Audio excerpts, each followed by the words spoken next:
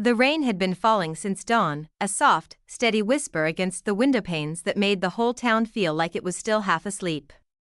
I sat at my kitchen table, the same old oak table Robert and I bought 40 years ago when this house was new and full of laughter. My hands were wrapped around a mug of coffee that had gone cold, and the smell of rain mixed with the faint scent of the apple pie I had baked the night before. My name is Eleanor Hayes. I turned 73 last spring, though I sometimes forget until my knees remind me when I climb the stairs. I live on the corner of Willow Street, in a little house with white shutters and a porch that creaks when the wind hits just right. People say this town hasn't changed much, but they're wrong. It's the people who change, quietly, the way a photograph fades without you noticing. My son, Michael, had moved back home 2 years ago, after Robert passed. He said he didn't want me to live alone, but I knew there was more to it. There's always more when someone's running from something. Michael used to have this light in him, the kind that makes mothers proud, the kind that makes you think the world couldn't hurt him. But when he came back, that light was dimmer, flickering behind tired eyes and polite smiles. He was still my boy, but something in him was heavier, slower, like a song played a few notes off. His wife, Rachel, came too, though she seemed less like a wife and more like a guest who never unpacked. She spoke softly, always looked busy doing nothing, and smiled only when she had to. I tried not to judge. Marriage is a quiet battlefield, and no one truly knows the wounds except the two standing in it. But still, I felt it, the space between them, the cold that lived where warmth should have been. Sometimes I would hear their whispers late at night, behind closed doors, the sound of muffled anger disguised as calm. I'd sit on my bed, staring at the ceiling, praying for peace the way you pray for rain in a dry season. When Robert died, I thought grief was the worst thing a heart could hold, but I was wrong. Grief is clean, it hurts, but it tells you what it is. Betrayal, though, betrayal is a slow poison that makes you doubt your own pulse. I didn't know it yet, not clearly, but there were signs. Little things that only mothers notice. Michael's phone calls in the garage.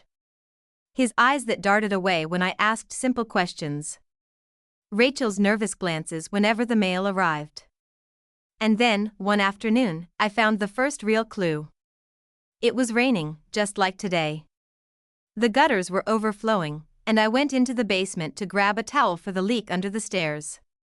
That's when I saw it, Robert's old file box, the one where he kept our savings, the deed to the house, and a few old tax forms. It was open. Papers were scattered across the floor, some damp, some missing. My first thought wasn't suspicion, it was memory. I remembered Robert sitting right there years ago, counting every bill carefully, always murmuring, "Every dollar's a promise, Ellie." He used to say that because we built everything from nothing.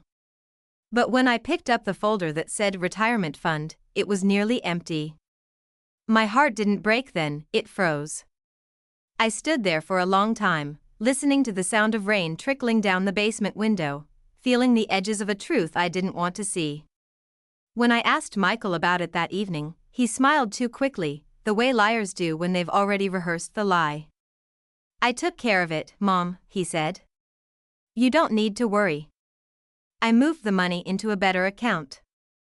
I nodded, pretending to believe him, even as the air between us thickened with something unsaid. Rachel didn't look at me at all, she just stirred her coffee and kept her head down. That silence told me more than any confession could. Over the next few weeks, I began to notice how often Michael left the house at night. Sometimes he'd say it was work, other times a meeting. Once, when I asked what kind of meeting, he said, "Just business, Mom," and kissed my forehead. That used to comfort me, now it felt like a curtain drawn over a wound. I started paying attention, not out of curiosity, but out of fear. You reach a certain age where you realize life doesn't owe you answers, so you learn to look for them yourself. One night, when he thought I was asleep, I saw him standing on the porch, talking to someone on his phone. His voice was low, tense. "I told you I'll handle it," he said. "She won't find out. The house is in my name now. It's done." Those words didn't feel real at first, they floated in the air like fog. My house. In his name. I felt my stomach twist, the way it did when I heard bad news from the doctor years ago. I didn't confront him right away. I waited. Sometimes patience is the only power left to women like me. In the morning, I went to the county office, my heart beating slow and heavy, and asked for a copy of the property deed. The clerk printed it out and handed it to me with a smile that faded when he saw my face. "Is something wrong, ma'am?" he asked. "No," I said quietly. "Nothing's wrong. It's just different than I remember." My hands trembled as I looked at the paper. His name, Michael Hayes, stood where mine used to be. Not ours. His. That night, I made dinner like always. Chicken casserole, mashed potatoes, green beans, his favorite since he was a boy. He ate it happily, complimented the taste, and told me about a new project he was planning. I listened, nodding, smiling where I had to, while the paper with his name sat folded in my apron pocket, burning like a secret I could barely hold. Rachel barely touched her food. She looked pale, distracted, her fork moving slowly across the plate. When Michael left to take a call, I leaned toward her and said softly, "You know, don't you?" Her eyes filled with tears instantly. She didn't speak, just pressed her napkin to her mouth. That was all the answer I needed. I didn't ask more. I simply reached across the table and took her hand. "It's all right," I said quietly. "Let it be." That was the moment I decided something I never thought I would. I wouldn't fight him with anger. I would wait. Because anger is loud, but truth is patient. In the days that followed, I acted like nothing had changed. I baked, I cleaned, I asked about his day, I smiled when he smiled. But inside, something had shifted. I started keeping notes, copies of documents, bank slips, even old letters Robert wrote. Late at night, I'd sit by the lamp, the hum of the fridge filling the silence, and I'd sort through the pieces of my life that were still mine. I wasn't trying to hurt Michael. I was trying to remember who I was before being someone's mother became the whole of me. The weather turned colder, and the trees began to lose their color. One morning, while sweeping the porch, I saw Rachel sitting on the steps, her face in her hands. "He's not himself anymore," she whispered when I sat beside her. "He's desperate. He borrowed money from people you shouldn't borrow from." Her voice trembled. "He thought he could fix everything. He just can't stop lying." I didn't say anything at first. The sun was breaking through the clouds, painting her hair in pale light, and for a moment, I saw her not as my son's wife but as another woman trapped in a storm she didn't cause.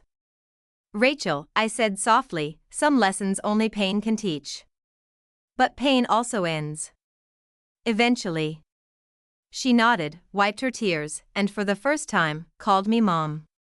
It sounded fragile, like a prayer. That evening, Michael came home late. His clothes were damp from rain, and his hands shook as he poured himself a drink. I stood by the doorway, watching him. "Rough day?" I asked. He didn't look at me. "You could say that," he muttered. There was a long silence before he added, "I'm sorry I've been distracted lately. Things are just complicated." I smiled faintly. "Life usually is." He looked at me then, really looked, as if trying to read whether I knew something. I kept my face calm. Let him wonder. Sometimes not reacting is the loudest response you can give. That night, I couldn't sleep. I sat on the porch with a blanket around my shoulders, watching the rain fall again, listening to the sound of the wind moving through the trees. Somewhere in the distance, a church bell rang twice, midnight. I thought of Robert, of how steady his hands were, how sure his heart had been. I whispered into the dark, "You were right, Robert. Every dollar is a promise. And I will keep ours." I didn't know exactly how yet, but I knew this: I wouldn't let Michael's choices destroy the last thing Robert built for me. I would protect our home, not with rage, but with patience. Because sometimes the quietest heart carries the sharpest truth, and sometimes the gentlest mother is the one who brings the storm.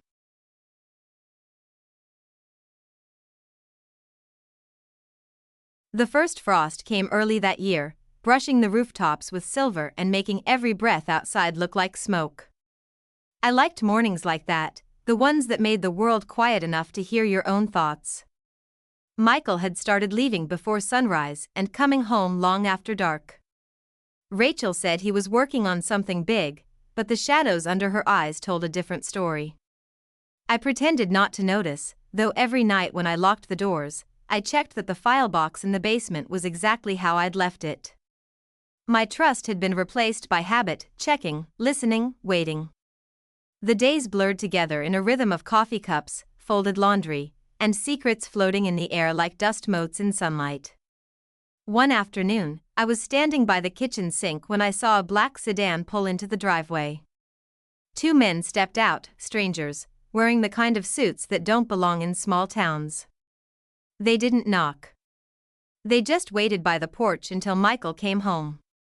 I watched through the window as he spoke to them, his hands moving fast, his shoulders tense. The conversation was short. When they left, one of them turned and looked toward the house, directly at me. His eyes were sharp, calculating, and in that instant I understood, my son wasn't just in trouble, he was drowning in it. That night, after he'd gone to bed, I sat in the living room staring at the flickering light from the fireplace. The smell of burning pine filled the air, warm and sharp. I thought about all the times I'd told him as a boy to tell the truth, even when it hurt. Lies don't keep you safe, Michael, I used to say. They only build walls you'll have to tear down later. He'd nod, his little face serious, his hand in mine. I wondered if he remembered those words now. Probably not. Guilt can erase memory faster than time ever could. I picked up my phone and dialed an old number, Thomas Reed, Robert's friend from his construction days. He'd helped Robert manage some of the house paperwork years ago. When he answered, his voice sounded exactly the same, a steady, kind, a little worn at the edges. "Ellie," he said. "Haven't heard from you in ages. How are you holding up?" I hesitated, choosing my words carefully. "I just needed some advice, Tom. About property, mostly. If someone changed a title without permission, could it be undone?" There was a pause, the sound of papers shuffling on the other end. "Depends on how it was done," he said finally. "If you signed something without realizing it, that's harder. But if it was forged," his voice trailed off.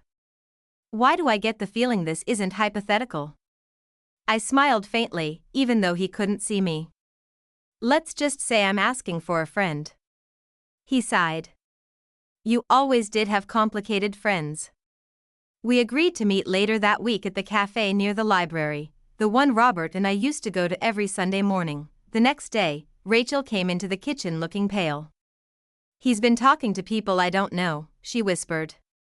"Men who scare me. He says it's about a deal, but I found a ledger in his drawer, full of numbers and names I've never heard of." Her voice broke a little. "I think he's gambling again." My chest tightened.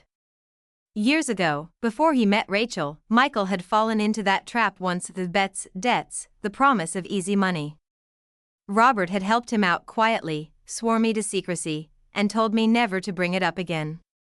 "He needs to learn," Robert had said. "But he doesn't need to drown." And now, without his father, he was drowning anyway. I reached for Rachel's hand. "Don't confront him," I said softly. "Not yet. Let me handle it." She nodded, tears slipping silently down her face. "I just don't want to lose him," she whispered. I wanted to tell her that sometimes losing someone is the only way to save yourself, but the words stuck in my throat. When I met Tom 2 days later, the sky was gray and heavy with snow. The cafe smelled like cinnamon and old wood, and the sound of the espresso machine filled the small space with a comforting hum. Tom listened quietly as I told him everything, from the missing savings to the new deed. When I slid the papers across the table, his eyes darkened. "This signature," he said, pointing to the bottom of the form, "isn't yours. I know your handwriting, Ellie. I've seen it for years." My fingers tightened around my coffee cup. "Can it be fixed?" I asked. Not easily, he said. But if you can prove forgery, you can challenge it. You'd need a lawyer, and you'd need to be careful. His voice softened. You sure you want to go down that road? I nodded slowly. He took my name off this house, Tom. Off the home Robert built. I won't scream, I won't fight, but I won't let that stand. He studied me for a long moment, then said quietly, You always were stronger than you looked. Before leaving, he handed me a small envelope. In here's the number of a woman who specializes in property fraud. She's discreet. You can trust her. That night, I sat by the window watching the snow begin to fall. The flakes drifted down like feathers, covering the yard in white. Inside, the house felt too warm, too still. Michael came home around 10, smelling faintly of whiskey and cold air. You're still up, he asked, loosening his tie. Couldn't sleep, I said. Storm's coming. He nodded absently, poured himself a drink, and stared into the fire. You ever feel like everything's slipping away, Mom? He asked suddenly. I looked at him, at the boy I raised and the man I barely recognized. Sometimes, I said quietly. But things don't slip away on their own, Michael. People let go. He frowned, but didn't reply. After a while, he went upstairs, leaving his glass half full on the table. I sat there long after, listening to the soft crackle of the fire, thinking about the storm outside and the one that had already started inside these walls. The next few weeks unfolded like slow motion. I contacted the lawyer Tom recommended, a woman named Grace Whitmore, sharp as glass and calm as winter. We spoke in her office downtown, surrounded by shelves of thick law books and the faint hum of city traffic outside. When I showed her the documents, she nodded, scanning them carefully. Yes, this looks forged, she said. But we'll need verification. Handwriting comparison, witness statements, proof that you didn't authorize the transfer.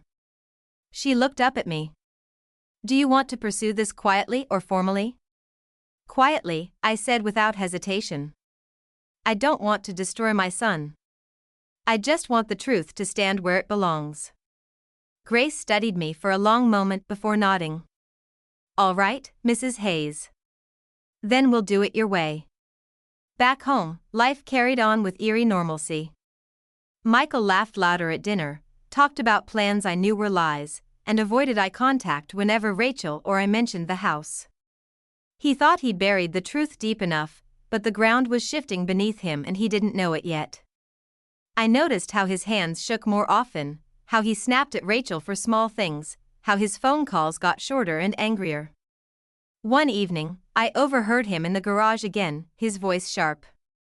I told you, I'll have the money. Just give me 2 more weeks. Silence. Then, no, she doesn't know. She's old, she doesn't even look at the papers. I closed my eyes, pressing my hand against the cool wall. Sometimes the hardest thing about love is knowing when it's become your weakness. That weekend, I invited Rachel to visit her sister in another town. You need a break, I told her. Go rest for a few days. She hesitated, but finally agreed. I needed her gone, not because I didn't trust her, but because what I was about to do might scare her. The night she left, I waited until Michael was asleep, then went into his study. The air smelled faintly of tobacco and expensive cologne. His desk was cluttered with papers, receipts, a half-empty glass of whiskey. I opened the drawer and found what I was looking for, the ledger Rachel mentioned. The pages were filled with numbers, names, and transactions that made no sense. But one detail caught my eye, a payment scheduled under my name, due in 2 weeks, for $75,000. I didn't need to be a detective to understand. He'd used my identity again, this time, to borrow money. I felt something inside me go still, like a lake before a storm. I copied the pages, carefully replaced everything, and returned to my room. That night, I didn't cry. I just watched the snowfall turn the world white and thought, you wanted to protect him, Eleanor. But now you must protect what's left of yourself. The next morning, I called Grace and told her what I'd found. She asked me to bring the copies immediately. "This changes everything," she said. "If he's using your name for loans, that's criminal fraud. We can stop him before it's too late." Her tone was firm, but I heard the unspoken question beneath it: do you really want to stop him? The truth was, I didn't know. I wanted him safe, but I also wanted him to face what he'd done. Maybe that's the hardest part of being a mother, loving someone who's hurting you and still wanting to save them. That evening, when Michael came home, I watched him from the doorway as he hung up his coat. "You're tired," I said softly. "You've been working too hard." He smiled, the kind of smile that doesn't reach the eyes. "It's just temporary, Mom. Things will be fine soon." I nodded. "I hope so, sweetheart. For your sake."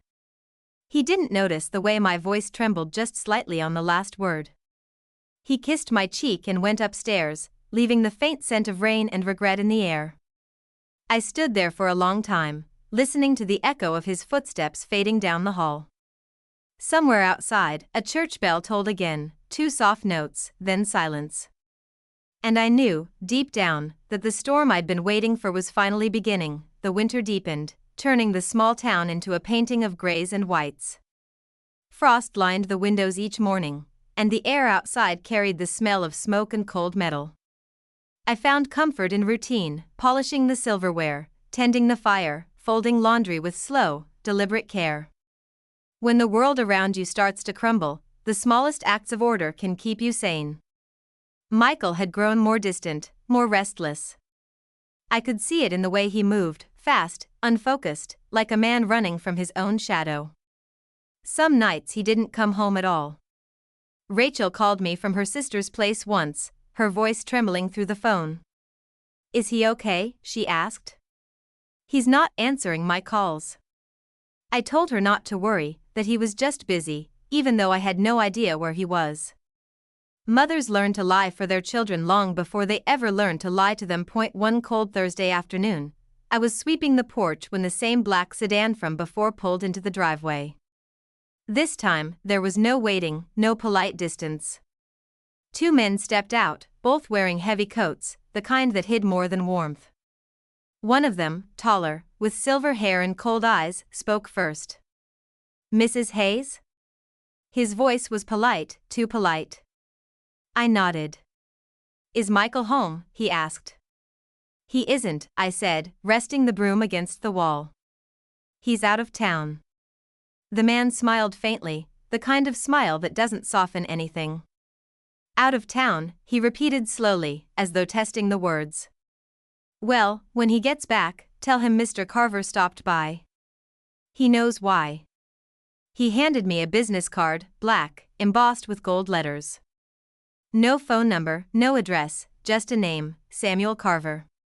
I didn't need to ask what kind of man he was.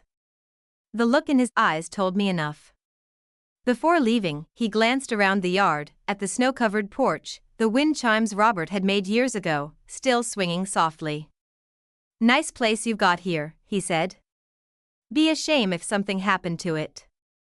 My hand tightened on the broom, but I said nothing. Just watched as the car rolled away, its tires cutting deep lines into the snow. Inside, the silence felt heavier than usual. I stood by the fireplace, staring at the flicker of flames, hearing Robert's voice in my head, steady, sure, always practical. "Never let fear make your choices, Ellie. Fear's a bad compass." I whispered back, "Then tell me what to do now." But of course, he didn't answer. I sat down at the table and opened the small envelope Grace had given me after our last meeting. Inside were copies of every fraudulent document Michael had filed. I'd looked at them 100 times, but that day I noticed something new, a notary stamp, one that didn't belong to our town. He hadn't even been careful. That's what guilt does, it makes people sloppy. I took a pen and circled it, then slipped the papers back into the folder. I wasn't ready to act yet. But I would be soon. That night, Michael came home late, the sound of his truck pulling into the driveway breaking the stillness. He smelled like cigarettes and cheap bourbon. When he walked in, he looked older, his face drawn, his eyes bloodshot. "Rough night?" I asked softly. He didn't answer, just sank into the chair and rubbed his temples. After a moment, he muttered, "You ever wish you could start over, Mom? Like just, wipe everything clean?" I studied him carefully. "Starting over takes honesty, Michael. Most people just want a shortcut." He gave a bitter laugh. "Guess I'm one of those people." He stood up, pacing. "You think Dad would have been proud of me?" The question caught me off guard. I looked at him, my son, my only child, the one I once believed would build something beautiful. "He would have wanted you to be proud of yourself," I said gently. "That's not the same thing," he replied, his voice low. "He didn't make the mistakes I did." I wanted to tell him that mistakes don't ruin people, lies do. But I stayed silent. There are some truths that only find their way into a person when the world stops shielding them. The next morning, I called Grace and told her about the men, about the visit, about the fear I could taste in the air. She listened quietly before saying, "Mrs. Hayes, I think it's time we secure the house. I can file a hold with the county registrar. It'll freeze any transfer attempts until we finish the case." "Will Michael know?" I asked. "Not until it's done," she said. "By the time he finds out, it'll be too late for him to undo it." I hesitated, my thumb tracing the edge of the phone. "Do it," I said finally. "But don't tell me when." "Understood," she replied. Sometimes not knowing is safest. When I hung up, the morning sun was breaking through the clouds, throwing pale gold light across the kitchen floor. It looked like hope, but I knew better. Hope is just the quiet before reality comes knocking. Over the next week, Michael grew more erratic. He'd vanish for hours, then return full of energy, talking fast, making promises that meant nothing. He told me he'd fixed everything, that we'd be comfortable soon. I smiled, nodded, played the role he needed me to play. But inside, I was counting down days. I didn't know when, but I knew something was coming. One night, while making tea, I heard glass shatter in the garage. I rushed out to find Michael sitting on the floor, surrounded by shards from a broken bottle. His eyes were wild. "They're coming for me," he said, his voice trembling. "They said if I don't pay by Friday, they'll..." He stopped, breathing hard. I knelt beside him. "Then you need to tell the truth, Michael. All of it. You can't fix this alone." He looked at me like a frightened child. "You don't understand. They don't care about truth, Mom. They care about money. And I don't have it." His voice cracked. "I thought I could win it back. I almost did, but I lost everything. I used your name for a loan because they trust you. You've never missed a payment." I closed my eyes, the words sinking into me like knives. I wanted to scream, to cry, to ask him why, but all I said was, "Go upstairs, Michael. Sleep." My voice was calm, almost gentle. "We'll talk in the morning." That night, I didn't sleep. I sat by the window, watching the moonlight stretch across the snow. I thought about the little boy who used to build forts in the yard, who'd cry when he lost a toy, who once told me, "I'll take care of you when I'm big, Mom." Somewhere along the way, that promise got lost. But maybe promises, like people, don't die, they just wait to be remembered. I reached for the old photo album on the shelf. The pictures felt like ghosts, birthdays, Christmas mornings, the three of us smiling in front of this very house. In one photo, Michael was 8, holding a toy hammer beside Robert, both of them grinning, their faces smudged with paint. Written on the back, in Robert's handwriting, were the words, "Our legacy, built with love." I pressed my thumb against the ink until it smudged slightly. "I'll protect it, Robert," I whispered. Even from him. The following day, a letter arrived. No return address, just my name typed neatly on the front. Inside was a single line typed on plain paper, "Friday. Midnight. Payment or property." I read it twice, then folded it carefully and tucked it into my apron. Fear has a taste, it's metallic, like blood on your tongue. But instead of panicking, I felt strangely steady. I called Grace again. It's time, I said. Can you finish the filing before Friday? I can, she said. But once it's in motion, there's no going back. He'll know you did it. Then he'll finally know something true, I replied. She was silent for a moment, then said softly, "You remind me of my grandmother. She used to say revenge isn't always about anger. Sometimes it's just setting things back where they belong." Friday came like a storm that had been waiting its turn. The sky was heavy, the air biting cold. I spent the morning baking bread, the smell filling the house, grounding me. At noon, Grace called to say it was done. The house was legally back in my name, frozen under court protection. "It's safe now," she said. "No one can touch it." I thanked her quietly, then hung up. Michael came home that evening looking worn and desperate. "They gave me until midnight," he said. "I need $75,000. If I don't have it, you won't," I said softly. He looked at me, confused. "What?" I met his eyes. "The house isn't yours anymore, Michael. It's back in my name. I fixed what you broke." For a long moment, he just stared at me. Then something inside him snapped.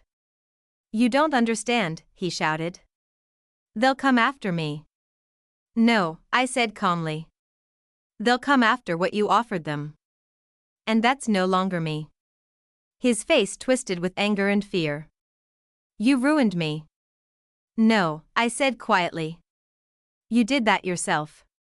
He sank into the chair, his head in his hands. "You don't know what they're capable of."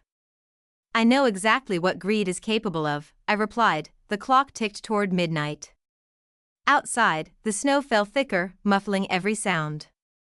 When the headlights appeared in the driveway, I didn't move. The car door slammed, footsteps crunched on the path. Then a knock, 3 firm raps on the door. Michael froze. "Don't open it," he whispered. "Please, Mom, don't." But I did. Because sometimes fear only loses its power when you face it head on. Mr. Carver stood there, snowflakes clinging to his coat. "Mrs. Hayes," he said smoothly. "We're here for payment." I stepped aside slightly. "Then you'll want to talk to my son." He looked at Michael, who could barely meet his gaze. "We had an agreement," Carver said. "Do you have the money?" Michael shook his head. "No," the man sighed, then turned back to me. "Then I'm afraid the house isn't his," I interrupted. "It's mine. Legally restored this morning. You have no claim here." He looked at me for a long moment, then at the papers I held in my hand, the proof of transfer, stamped, sealed. Slowly, his expression changed. He wasn't used to being outplayed by old women, I could tell. "I see," he said finally, voice colder now. "Then our business is done." He turned to leave, pausing at the door. "You're a brave lady, Mrs. Hayes. Let's hope your son learns something from that." When they drove away, the silence they left behind felt like air after a storm, thin, clear, and cold. Michael didn't speak for a long time. Finally, he whispered, "I didn't mean for it to go this far." I looked at him, tears stinging my eyes. "Neither did I," I said softly. "But here we are." He nodded slowly, staring into the fire as if searching for the man he used to be. The clock struck 1. Somewhere in the distance, a dog barked, and the world began to move again. I reached for the teapot, poured 2 cups, and handed him one. "Drink," I said. "You'll need your strength for what comes next." He looked at me, confused. "What comes next?" "The truth," I said simply. By morning, the snow had stopped, leaving behind a world that looked cleaner than it deserved to. Pale light crept across the porch, and for a moment everything seemed still, too still, like the pause before a confession. Michael hadn't slept. I could hear him pacing upstairs, back and forth, back and forth, the rhythm of guilt wearing grooves into the floorboards. I sat in the kitchen with my coffee, hands wrapped around the mug for warmth more than comfort. I kept thinking of Robert, wondering what he would have said if he'd been here. Probably something simple, something steady: you can't save someone who keeps running toward the fire. Around 9, there was a knock at the door. It wasn't Carver this time. It was Rachel. Her hair was tied back, eyes swollen, cheeks pale from the cold. She didn't wait to be invited in, she just stepped past me and said, "Where is he?" "Upstairs," I said softly. "He hasn't eaten." She looked at me, her voice low and tired. "I know about the debts. About the loan in your name. They called me." I said nothing. Sometimes silence is the only kindness left to give. She climbed the stairs slowly, her hand brushing the wall like she needed to hold on to something real. Listened to their voices muffled through the ceiling, hers calm but shaking, his frantic, defensive, then finally breaking. There's a moment when denial dies, you can hear it, like glass cracking. When she came back down, her face was wet, but her voice was steady. "He's ready to talk," she said. "Really talk?" I nodded. "Then let's listen." We sat around the small kitchen table, the same one that had held birthday cakes and Christmas pies, now covered in papers, unpaid bills, and the letter from Carver's men. Michael sat across from me, hands trembling, eyes hollow. "I messed everything up," he began. "It started small. I was behind on the house payments after Dad passed. The construction jobs were drying up, and I thought if I just borrowed a little, just enough to keep us going, it would be fine. But then I met a man named Carver at a bar. He said he could double my money in a week. All I had to do was invest." He laughed bitterly. "It sounded easy. It always does." Rachel's hand rested on the table, close to his but not touching. "You took a loan in your mother's name," she said quietly. "You forged it." "I was going to pay it back," he whispered. "I thought I could fix it before she ever knew." "But you didn't," I said softly. He looked up at me then, eyes full of shame and something that almost looked like relief. "No," he said. "I didn't."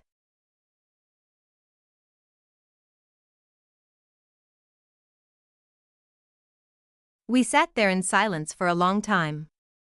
The only sound was the faint crackle of the fire. Finally, I said, "You have two choices now, Michael. You can keep lying and running until there's nothing left, or you can start telling the truth everywhere it matters." He looked at me like a boy again. "You mean the police?" "Yes," I said. "And the people you owe. If you want your life back, you have to start where it broke." He nodded slowly. Rachel reached over then and took his hand, just for a second. It wasn't forgiveness, not yet, but it was something close. That afternoon, Michael drove into town. I watched from the window as his truck disappeared down the icy road. Rachel stayed behind, cleaning the kitchen, like she needed to fix something, anything, to stop herself from falling apart. "You're strong," she said quietly after a while. "I don't know how you do it." I smiled faintly. "You learn strength by losing everything that once made you weak." She nodded, eyes glistening. "I don't know if I can forgive him." "You don't have to," I said. "Forgiveness isn't the same as forgetting. Sometimes it's just choosing not to let the pain own you." By dusk, Michael hadn't returned. I tried not to worry, but worry has a way of finding cracks to slip through. The wind picked up outside, rattling the windows. I lit the old lantern on the counter, the one Robert had fixed a dozen times, and waited. Around 8, headlights swept across the yard. I went to the door, heart pounding. But it wasn't Michael. It was Sheriff Lewis. He took off his hat when I opened the door. "Evening, Mrs. Hayes," he said. "Mind if I come in?" "Of course," I said, stepping aside. He sat at the table, looking tired. "Michael came by earlier," he said. "Said he wanted to turn himself in." We took his statement, everything. The forged documents, the illegal loans, the threats. We've already got men looking into Carver's operation. It's bigger than we thought. I felt something inside me loosen, like a knot finally giving way. Will he be charged?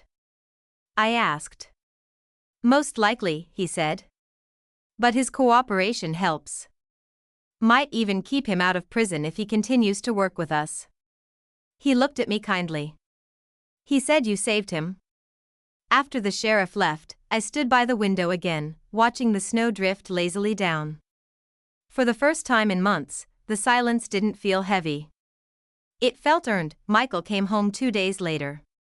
He looked exhausted, but lighter, somehow, like a man who'd been carrying too many secrets and finally set them down. They said they'll need me to testify, he told me. Against Carver and the others. Then you will, I said simply. It's time you stand for something good. He nodded. Mom, he said after a long pause. I'm sorry. For everything. I wanted to tell him it was okay, but it wasn't, not yet. So I said the truest thing I could, I know. Days passed slowly. Rachel returned to her sisters for a while, and Michael started working part-time with the sheriff's office, helping them trace the financial records he once forged.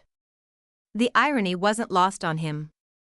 Guess I'm cleaning up my own mess, he joked one night, and for the first time, I saw a shadow of the boy he used to be. One evening, as I was folding laundry, he came into the room with a small box in his hands. I found this in Dad's old workshop, he said. Inside were Robert's blueprints, sketches of a new addition he'd planned for the house but never built. He wanted to add a greenhouse, Michael said quietly. Said it would keep you busy when you got older. I traced the pencil lines, the careful handwriting in the margins. He was always planning something, I murmured. Always building. Michael sat down beside me. Maybe I can finish it, he said. Not for me, but for you. I looked at him then, really looked. The tiredness was still there, but so was something else, determination, maybe even hope. Then build it right this time, I said softly. Spring came slowly that year. The snow melted, revealing muddy earth and the first brave shoots of green. Michael worked on the greenhouse every weekend, the sound of his hammer echoing through the quiet valley. I'd sit on the porch, watching him measure, cut, and lift, sometimes humming an old tune Robert used to play on the radio. Life, it seemed, had found its way back into the cracks. One afternoon, Rachel returned. She brought coffee and muffins and a hesitant smile. Michael froze when he saw her, but she just said, "Can I help?" and rolled up her sleeves. Together they worked in silence for hours. By sunset, the frame of the greenhouse stood tall, glowing gold in the fading light. Looks good, she said, brushing sawdust from her jeans. Feels like a start, Michael replied. She nodded. That's all it needs to be. When they went inside, I stayed out a little longer, running my hand along the wooden beams. The air smelled of pine and new beginnings.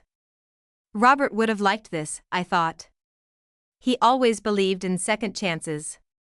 Maybe that's what love really is, not the absence of mistakes, but the faith that something beautiful can still grow out of them. That night, as I locked the door, I caught my reflection in the glass, older, yes, but still standing. The house was safe, my son was fighting to make things right, and for the first time in a long time, I wasn't afraid of tomorrow.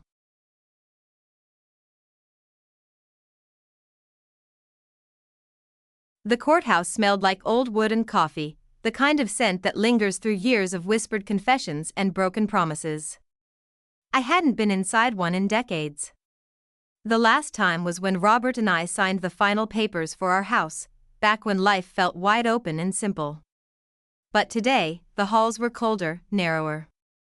I could hear the low hum of voices behind closed doors, the shuffle of shoes on polished floors. Michael walked beside me, wearing the same suit Robert was buried in.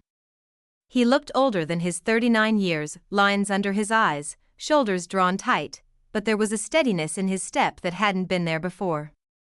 He wasn't running anymore. Rachel met us at the entrance to the courtroom. Her hair was neatly pinned, her face calm but pale. "You ready?" she asked him. He gave a small nod, not looking at her. "As I'll ever be." She turned to me then. "You okay, Eleanor?" "I'm fine," I said softly. "We've come this far. We might as well see it through." Inside, the room was filled with strangers, reporters, lawyers, men in suits who looked like they'd spent their lives pretending not to feel anything. When Carver walked in, the air shifted. He wasn't what I expected. No gold chains, no dark glasses. Just a man in his 50s with neatly combed hair and a quiet, calculating stare. He looked ordinary, which somehow made him worse. He glanced at Michael, smirked, then turned away. I saw the muscles in my son's jaw tighten. When it was Michael's turn to speak, the room grew still. His voice shook at first, but then it steadied, finding its rhythm like a train on rails. He talked about the debts, the promises, the way greed wears a friendly face until it doesn't. He told them how Carver had found him when he was most desperate, how he'd signed away not just his future but his mother's. Every word felt like a confession and a wound healing at the same time. When he finished, there was silence, long, heavy silence, then the scrape of a chair as the judge leaned forward. "Thank you, Mr. Hayes," she said. "You may step down." I hadn't realized I'd been holding my breath until he sat beside me again. "You did good," I whispered. He looked at me, eyes wet. "I just told the truth. That's all you ever needed to do." The trial stretched over weeks. Carver's lawyers tried every trick, claiming Michael acted alone, twisting numbers, painting lies in neat little frames. But the paper trail Grace had built was ironclad. Each forgery, each payment, each account led back to the same place. When Grace questioned Carver directly, her voice was calm and sharp. "Mr. Carver," she said, "can you explain why 5 separate clients, all facing foreclosure, suddenly had their debts purchased by your company at 50% above market rate, only to have those properties transferred to you personally within the year?" He hesitated, then tried to smile. "Just good business, ma'am." Grace tilted her head. "No, Mr. Carver. That's not good business. That's exploitation." The courtroom murmured. For the first time, I saw something flicker in his eyes, not fear, exactly, but the realization that the walls were closing in outside. The days grew warmer. The snow melted, leaving behind patches of green and mud. Every evening, I'd go out to the half-built greenhouse, just to breathe. The scent of damp soil and cedar was grounding. Some nights Michael joined me, silent but present. We didn't talk about the trial. We didn't need to. Some conversations exist only in the air between two people who've been through fire together. When the verdict finally came, it was late afternoon. The judge's voice was firm, guilty on all counts: fraud, extortion, identity theft. Carver's face didn't move, but his hands clenched once, just before they cuffed him. Grace turned to me afterward and said softly, "It's done." But it didn't feel done. Not yet. There's no victory in watching someone punished, only a hollow kind of peace, like the sound of rain on an empty roof. Michael was quiet on the drive home. The sun dipped low behind the hills, turning everything gold and pink. "I thought I'd feel better," he said finally. "But I just feel tired." "That's because real healing doesn't happen in courtrooms," I said. "It happens when you start forgiving yourself." He nodded, eyes fixed on the road. "Do you?" he asked after a while. "Forgive me?" The question hung there, heavy and raw. "I will," I said gently. "But not yet. Forgiveness is a door that opens when you've earned the key." He didn't speak again, but his hand tightened on the steering wheel, like he understood. The weeks that followed felt strange. The house was quiet, but not in a lonely way, more like it was resting. Rachel began to visit more often, sometimes bringing flowers, sometimes just her company. She and Michael were cautious with each other, like two people relearning a language they once spoke fluently.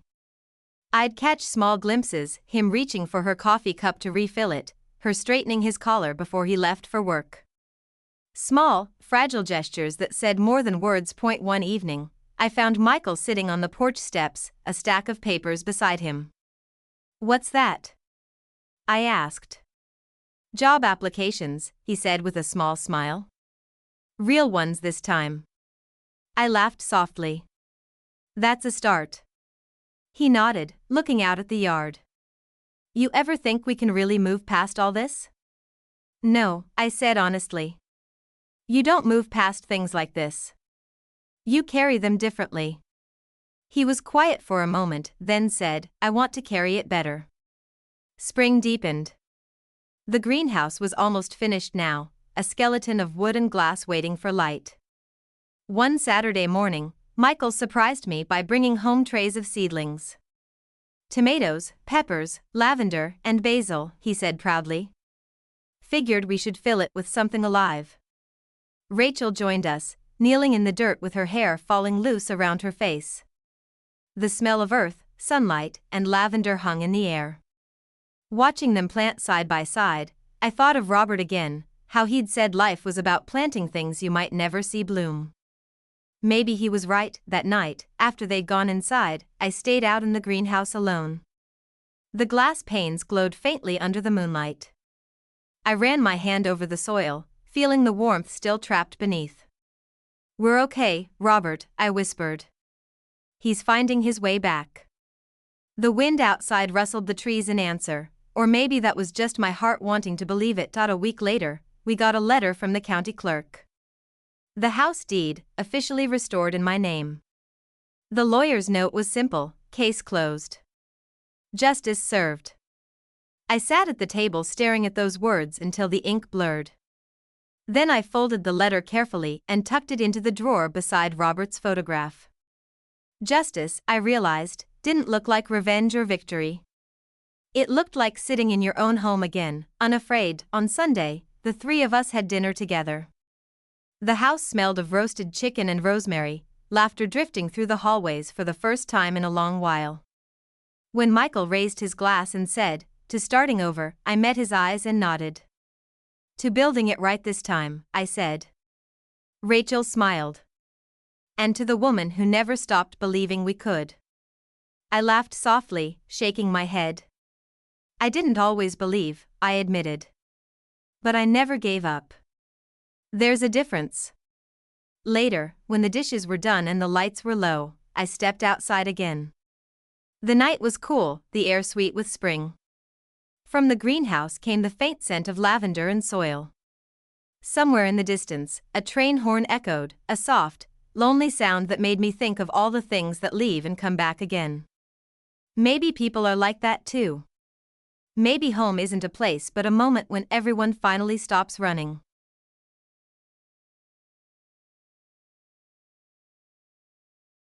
Spring slid quietly into early summer, the way grief turns into acceptance without you realizing it. The air smelled of lilacs and cut grass, and every morning, sunlight poured through the kitchen window like a soft blessing. For months, I'd been waking early, habit, not insomnia, and making coffee before the world stirred. It had become my favorite time of day.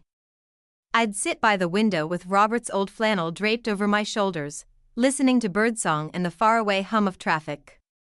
Peace doesn't arrive all at once, it drips in slowly, like rain through a leaky roof, until one day you notice the floor isn't dry anymore. Michael was changing, in ways I hadn't dared to hope. He found a steady job at a local carpentry company, working long hours but coming home with sawdust in his hair and tired contentment in his eyes. He talked less about what had happened and more about what was next. "They might promote me," he said one evening, stirring sugar into his coffee. "I'm designing cabinets for a new housing project."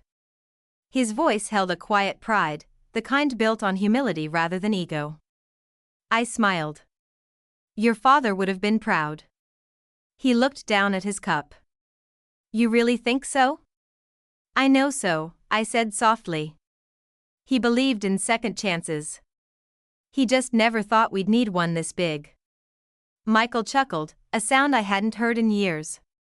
It made the walls feel lighter. Rachel came by often now, though not every day. They were taking things slow, she said, learning how to trust without pretending. I admired her for that.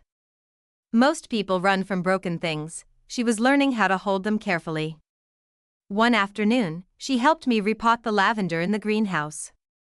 The air was warm and thick with the scent of soil and sunlight. You know, she said, brushing dirt off her hands, I used to think forgiveness meant pretending nothing happened. And now? I asked. She smiled faintly. Now I think it just means letting go of the part that still hurts. I nodded, knowing exactly what she meant. At night, when the house was quiet, I began writing again. I hadn't picked up a pen in years, since Robert died, maybe, but now the words came easily, like they'd been waiting in some quiet corner of my mind. I wrote letters to him, mostly. Not to be sent, just to speak. Dear Robert, the greenhouse is finished. Michael built it with his own hands, and Rachel helped paint the frames. It smells of cedar and sunlight in there. I planted tomatoes and lavender, your favorites. Some mornings, when the light hits the glass just right, I almost see you standing there, wiping your hands on that old blue rag, smiling like you do when something turns out just right. Wish you could have seen how far we've come. It wasn't easy. You were always the one who could fix things quickly. I'm slower. I needed time. But I think I understand now, some things aren't meant to be fixed fast. They need to fall apart a little first. I kept the letters in a small tin box under the bed. Maybe someday I'd burn them, or maybe I'd leave them there for someone else to find. Either way, they were a conversation I needed to have, even if the other voice was gone. One warm afternoon in June, I walked down to the lake behind our property. The water shimmered under the sunlight, and the air carried the sweet scent of clover. I hadn't been down there since the year Robert died. I used to come here every summer to think, or to cry. But that day, I came to let something go. I brought one of the letters with me, folded neatly, my handwriting trembling slightly across the page. I stood by the edge of the water, the breeze brushing against my face, and whispered, "It's okay now, Robert. He's finding his way. And I'm finding mine." Then I released the paper.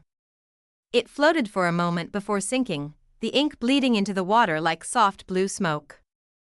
Watching it disappear felt strangely beautiful, like watching a wound finally close. That evening, as the sun dipped low, Michael came to sit with me on the porch. The sky was awash of orange and rose, the air buzzing softly with crickets. He handed me a small envelope. "This came for you," he said. "From the lawyer." I opened it slowly. Inside was a brief letter from Grace. "The Carver case has concluded. Assets seized. Victims reimbursed. Your property is fully protected. Thank you for your courage, Mrs. Hayes." I folded the paper and smiled faintly. "Looks like it's really over," I said. "It's over," Michael agreed. We sat in silence for a while, watching the sky darken. "You know," he said after a long pause, "I think I want to teach woodworking. Kids, maybe. The community center's looking for volunteers." "That sounds good," I said, smiling. "You'd be good at that." He looked at me, the last of the sunset glinting in his eyes. "I just want to build something that lasts." "Then start with yourself," I said softly. "Everything else will follow." July brought heat and thunderstorms, the kind that rumbled through the valley and left the air smelling like wet earth and electricity. One night, lightning flashed across the sky, lighting the greenhouse in brief, bright bursts. I stood by the window, watching rain streak down the glass, and thought about how storms can cleanse as much as they destroy. Michael came down the hall and stood beside me. "You ever think about leaving this place?" he asked suddenly. "Starting somewhere new?" I shook my head. "No. The roots are too deep here. This house has seen everything, our mistakes, our healing. Leaving wouldn't make it cleaner, it would just make it empty." He nodded. "I get that." After a pause, he added quietly, "I don't deserve this second chance, Mom." I turned to look at him. "No one ever does." That's why it's called Grace. By late summer, the greenhouse was thriving. Rows of greens stretched across the soil, and the smell of basil filled the air. Rachel brought her niece one afternoon, a shy, curious girl with curls like sunlight. She asked if she could plant something, so we gave her a pot and a handful of seeds. "What are they?" she asked. "Zinnias," I said. "They're stubborn little flowers. They grow even when the soil's rough." She smiled and planted them carefully. Watching her hands in the dirt reminded me how healing often starts with something small, something that asks to be tended, not solved. One evening, as I sat in the greenhouse alone, I noticed the first zinnia had bloomed, a tiny burst of orange and red among the green. It made me laugh quietly, the sound catching in my throat. Life, it seemed, had a strange sense of timing that night. I wrote another letter. "Dear Robert, you'd laugh if you saw me now. The woman who used to burn every plant she touched is growing tomatoes big enough to feed the neighbors. The house feels different, lighter. Not perfect, but peaceful. I think that's all we ever really wanted." Michael's working again. He smiles sometimes, the way he used to when he came home from school with mud on his shoes. And Rachel, she's brave. She stayed when most people would have run. You'd like her, I think. She reminds me of you, quiet strength, patient heart. I miss you, but not with the ache I used to. It's softer now, like an old scar that only hurts when the weather changes. I'll keep writing, just to keep you close. But I think you'd be proud of what we've become. We didn't break, Robert.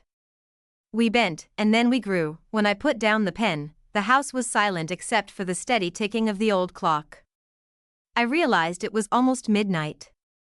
The air felt warm and safe. I blew out the candle and whispered, "Good night," not to anyone in particular, just to the day, to the past, to everything that had finally settled. In the morning, sunlight filled the kitchen, and the smell of coffee drifted through the air. Michael came in, holding a bouquet of zinnias. "For you," he said, smiling sheepishly. "Thought they might brighten the table." I laughed softly. "They already do." He looked around, taking in the house, the framed photos, the plants, the quiet. "It feels different in here," he said. "Lighter." I nodded. "That's because we stopped holding our breath." Later, as I watered the greenhouse and watched the sunlight dance across the glass, I thought about how life had circled back, not the same, but whole in its own way. Every scar, every mistake, every tear had led us here.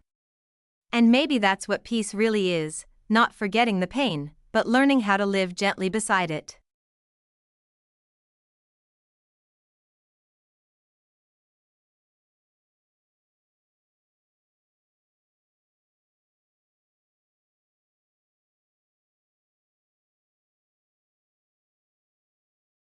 Autumn came early that year. The mornings were cool, and a faint mist hung over the yard like a dream reluctant to fade. The first time I noticed the leaves turning, I was standing by the greenhouse, watering the herbs. The air smelled of damp earth and fading summer, and a soft ache stirred in my chest, not sadness, exactly, but something close. Time had been moving quietly, the way a river erodes its banks without anyone noticing. My hands trembled more now. The steps up to the porch took a little longer. Sometimes, I'd forget what I came into a room for. Age has a way of humbling you, of making even the smallest tasks feel like prayers whispered into the air, but I wasn't afraid of it anymore.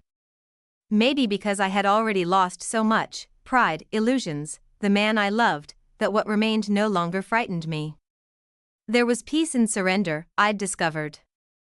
Not the kind that gives up, but the kind that lets go. Michael had become steady, quieter, yes, but strong in ways that made me proud. Every morning before work, he'd stop by the greenhouse to check on the plants, adjusting the lights or trimming the vines. The sound of his footsteps on the gravel had become one of my favorite parts of the day. It reminded me that even broken things can learn rhythm again. Rachel had taken a teaching job at the local high school. She'd come home with stories, the kind that made her laugh and shake her head at the same time. One afternoon, she brought me a book her students were reading, The Old Man and the Sea. I thought you'd like this, she said. It's about endurance. I smiled. I think I've lived that book. She laughed and squeezed my hand. Life had grown quiet, simple, and yet, I felt it brimming with meaning. Every evening, when the sun began to sink and the world turned gold, I'd sit on the porch and listen to the crickets. The air carried the faint scent of pine and smoke, and sometimes I'd see Michael and Rachel walking down the path together, talking softly. It filled me with something deeper than happiness, something like gratitude. One morning, though, I woke with a sharp pain in my chest. It passed quickly, but it left me breathless. I brushed it off, age, perhaps, or the chill of early autumn. Still, when it happened again a week later, I mentioned it to Michael. His brow furrowed instantly. You should see Dr. Lane, he said. It's probably nothing, I replied. All the more reason to check, he insisted. His voice had that same gentle authority Robert used to have, protective, but kind. I nodded. All right, I'll go. The doctor's office smelled of antiseptic and paper.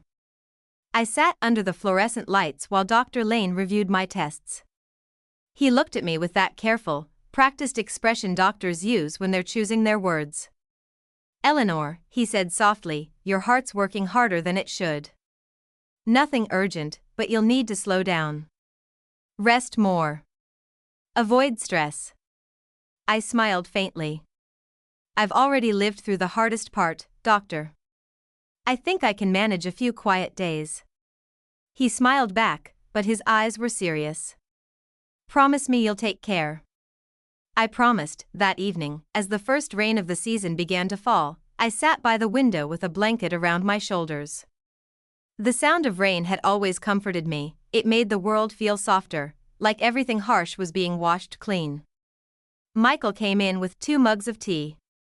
Chamomile, he said. Doctor's orders, rest. I laughed softly and took the cup. You sound like your father. He smiled, looking out the window. I've been thinking about him a lot lately. So have I said quietly. Do you remember the summer he built the treehouse? Michael laughed. Yeah. He refused to use a ladder. Said real builders climb. I smiled at the memory, Robert, shirtless and tanned, hammer in hand, pretending not to need help. He was stubborn, I said. So are you, Michael teased. I looked at him for a moment, this man who had once lost his way, now standing steady in the same house that had almost fallen apart because of him. Maybe that's why we survived, I said softly. Because we're all a little stubborn. He didn't reply, but the silence between us felt full, like words weren't needed anymore. Days passed slowly. I spent more time sitting in the greenhouse, surrounded by the plants that now seemed to breathe with me. The air inside was warm and fragrant, thick with the scent of basil and damp soil. Sometimes, I'd close my eyes and listen to the faint hum of the heater, the soft creak of the wooden shelves, the whisper of leaves brushing against the glass. It felt like a heartbeat, steady, alive. Rachel would bring me lunch, insisting I eat more. You can't live on tea and memories, she'd scold playfully. I'd smile and say, I'm 80% tea now. The rest is memories. She'd roll her eyes, but I could see the affection behind it. In November, Michael surprised me with a framed photo. It was an old picture, Robert holding Michael as a child, both of them grinning with dirt-streaked faces, standing beside the half-built treehouse. Beneath it, Michael had written in neat handwriting, we built, we broke, we built again. I stared at it for a long time, my throat tightening. That's beautiful, I whispered. It's true, he said simply. That night, I placed the photo on the mantel beside Robert's urn. For the first time in years, I didn't feel like something was missing. It felt complete, a circle closed, a promise kept. Winter came quietly.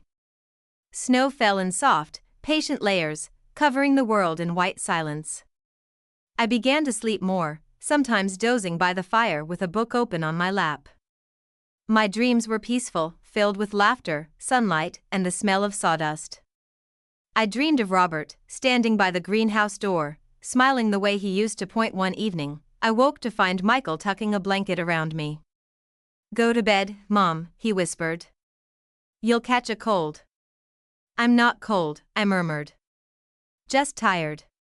He hesitated, then said softly, You know, I've been meaning to tell you something. What's that? Thank you. I blinked. For what? For not giving up on me. For teaching me what love really means. For staying. I smiled, tears warming my eyes. That's what mothers do, sweetheart. We stay. Even when everything else falls apart. He squeezed my hand, his eyes glistening in the firelight. You did more than stay. You saved me. I wanted to tell him that he'd saved me too, that seeing him rebuild his life had given mine meaning again, but the words caught in my throat. So instead, I just whispered, I know. Later that night, as the house settled into its quiet rhythm, I wrote another letter to Robert. Dear Robert, the snow's falling again. You always loved the first snow, said it made the world honest. I think you were right. Everything looks softer tonight. Quieter. The house feels full again. Michael's here. Rachel too. They laugh often. It's a good sound, the doctor says I should rest more. I think my heart's just tired, Robert, not from pain, but from carrying so much love for so long. It's a good kind of tired. The kind that tells you you've lived. If you can hear me, wherever you are, know this, I forgave him. And I forgave myself. We both learned. We both grew. The house is warm again. You can rest too now. I folded the letter and placed it in the tin box with the others. Then I sat for a while, listening to the quiet crackle of the fire, the snow tapping gently against the window. The world felt still, suspended, like it was holding its breath. I wasn't afraid anymore.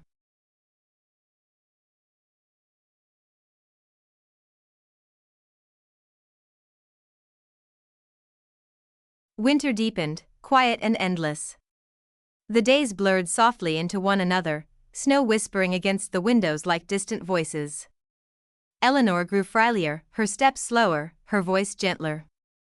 Yet, there was a strange glow about her, a calmness that came only from those who had made peace with their past.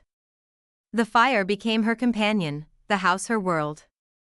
Michael often found her by the window, a blanket over her knees, her eyes fixed on the horizon as if watching for someone she knew would come. One morning, he found her in the greenhouse, sitting among the plants in her old wool coat. The glass panes were fogged with condensation, and the air smelled of mint and damp earth. Mom, it's freezing, he said, moving quickly to help her up. She smiled faintly. I just wanted to see the tomatoes. They don't mind the cold. He helped her back inside, wrapped her hands in his, and felt how light she'd become, fragile, but still steady in spirit. Promise me you'll keep this place alive, she whispered. It's where everything started over. I promise, he said, his throat tight. That evening, as snow began to fall again, Rachel sat beside Eleanor's bed reading softly from a book. The lamplight painted the room gold, and the world outside felt suspended in silence. Do you want me to keep going? Rachel asked. Eleanor smiled. No, dear. I want to listen to the quiet. She closed her eyes for a moment. Do you ever think about how everything we lose finds another shape? Pain becomes strength. Regret becomes wisdom. Even love, it never ends, it just changes its face. Rachel nodded, tears in her eyes. You taught us that. Eleanor reached out, her frail hand brushing Rachel's cheek. Then I can rest easy. That night, she wrote her final letter. Dear Robert, it's almost morning. The snow hasn't stopped all week. I can hear Michael downstairs, he's fixing something again. He hums like you used to when you worked. Rachel's here too. She takes good care of us. The house feels full, even when it's quiet. I think I've done all I was meant to do. I loved, I lost, I forgave. The rest, I'll leave to time. If you're waiting somewhere, don't worry. I'm not far behind. She folded the letter, slipped it into the tin box, and smiled softly. The wind sighed against the window, and the world fell still. In the morning, sunlight touched her face through the curtains, gentle, golden, like a farewell. Michael found her sitting peacefully in her chair, the faintest smile on her lips, her hands resting in her lap. The fire had burned low, and the house was utterly quiet. He knew before he touched her. There was no fear, no sorrow, just stillness, deep and kind. The funeral was small. Snow covered the ground like white petals. Neighbors, friends, and a few old faces from town came to say goodbye. Michael spoke only once. My mother taught me that love isn't loud. It doesn't demand. It just stays, even when everything else leaves. His voice broke, but he smiled through it. She stayed. Months passed. Spring returned, slow and shy, bringing color back to the land. The greenhouse bloomed again, zinnias, basil, lavender, and the tomatoes Eleanor had loved. Michael kept his promise. He spent his weekends teaching local kids how to plant and build. My mom always said, he told them once, if you tend to something with care, it will outlive you. Rachel found Eleanor's letters in the tin box months later. She read them one by one, to Robert, to herself, to life, and cried softly at each. When she reached the last one, she placed it back gently and whispered, "She did it, Robert."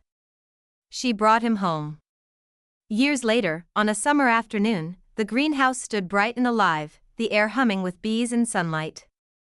A small plaque rested near the door, engraved simply, "Eleanor Hayes, she stayed. She forgave. She grew." And sometimes, when the wind passed through the leaves just right, it almost sounded like her laughter, soft, calm, eternal. Thank you for listening. Subscribe to the channel for more stories that heal, forgive, and remind us, love always finds its way home.